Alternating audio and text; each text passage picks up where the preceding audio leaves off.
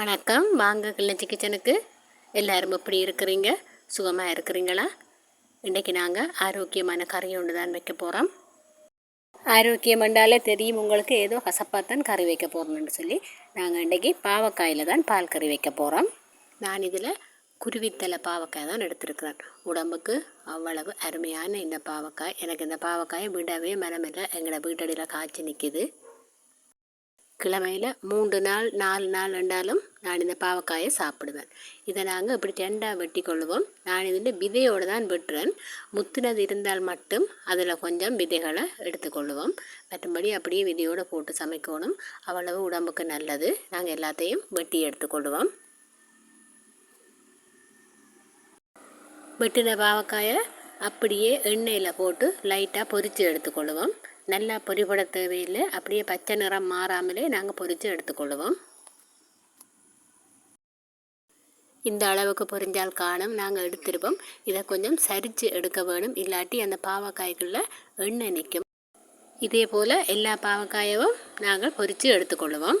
ஆனால் இந்த பாவக்காயை பொரிக்காமல் சமைக்கிறது தான் இன்னும் நல்லம். பாவக்காயெல்லாம் பொரிச்சிட்டோம். இப்போ நான் கறி வைக்கிற சட்டி எடுத்துருக்கிறேன். இதுக்குள்ள முதல் வெங்காயத்தை போட்டுக்கொள்ளுவோம்.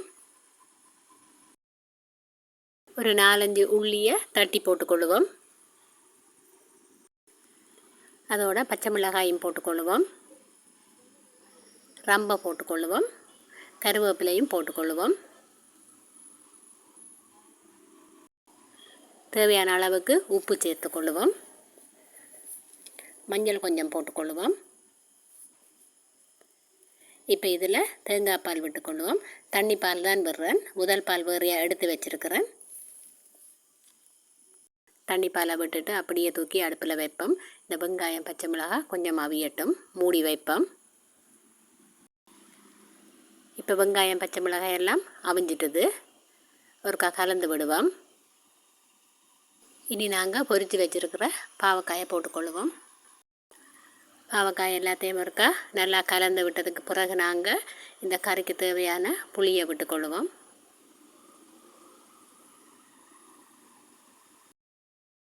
பாவக்காய் கசப்பு தானே, அதால் கொஞ்சம் புளி நான் கணக்கவே விட்டுருக்கிறேன்.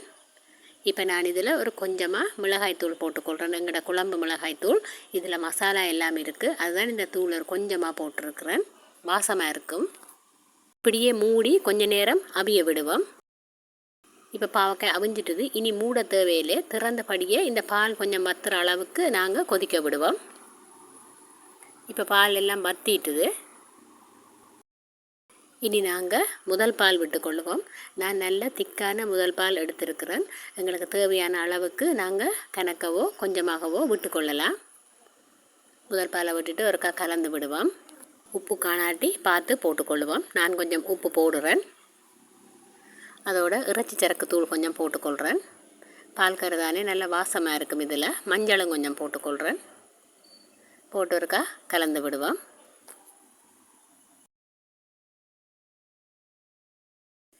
அப்படியே கொஞ்சமாக கருவேப்பிலையும் போட்டுக்கொள்ளுவோம்.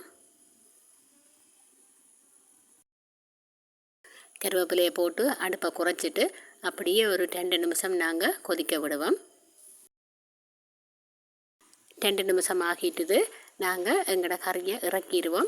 உங்களுக்கு விரும்பினா இதில் கொஞ்சமாக சீனி சேர்த்து கொள்ளலாம். ஒரு 1/2 தேக்கரண்டி அளவுக்கு சேர்த்தால் காணும். நான் சேர்க்கையில் இது கசப்பாகவே தான் சாப்பிட வேணும். நல்ல கசப்பு இந்த பாவக்காய். நாங்கள் ஒவ்வொரு நாளும் ஏதாவது ஒரு கசப்பான உணவையும் கட்டாயம் சாப்பிட வேணும்.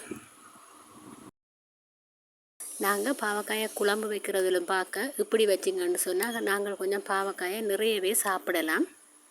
பாவக்காயை கொஞ்சம் பொரிச்சிருக்கிறோம். நிறைய தேங்காய் பாலும் போட்டிருக்கிறோம். இறைச்சி சரகு தூளும் போட்டிருக்கிறோம். ஆரோக்கியமான இந்த கறியை நீங்களும் செய்து சாப்பிடுங்க. மிக்க நன்றி. வணக்கம்.